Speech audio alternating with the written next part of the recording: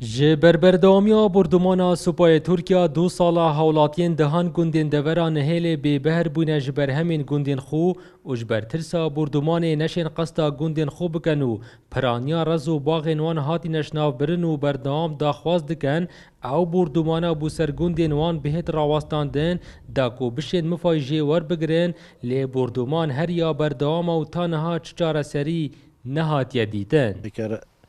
اف قصفه و اف زوده يسار منطقه نبيت منطقه ما زوره خوشه يعني مثلا وك بازو حيواني برا بتري مروفشيد يعني منطقه ما مساعده بو هر تشتكي كو مروف شيد بخو خدان جاتن بس اف قصفه و اف زوريه يسار منطقه يعني منطقه ما جلكو نخوش بي وك حولات يكي دوران هله دا خازامش حکمت اوکو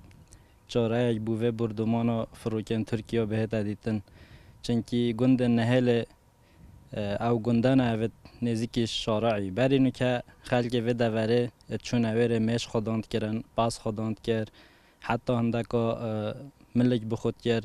لینو که او بردمانا و تتا کرن و خلقت بیتا قربان و تأثیر یال خلقی کلی نشن کار خوب درستایی بکن لسر و گنده. فروك تركوا حتى يبي سلسلة ما عملنا شو تصمم شو ذاك يبين وقلنا ما قصفت يعني وما تكوجنوا يعني تشجبوني ناجي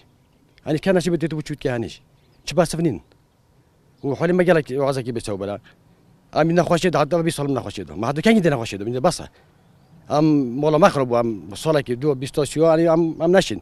يدي تحملنا مسيدا. بردومانا سوپای ترکیه بو سرپرانیا گندین سنور قضا آمدی جبلی ضررین بردوامین مادی چندها ضررین گیانی جه پیدا بوینو تا نها جی قرابویا هیچ حولاتیه که ضررمند نهاتیه کرن. لورا حولاتین دوره دیار دکن که چندین سال او دبنا قربانی بردومانا سوپای ترکیه و حکومت حریم کردستان جی هیچ حلویسته که فرمی لسروی چنده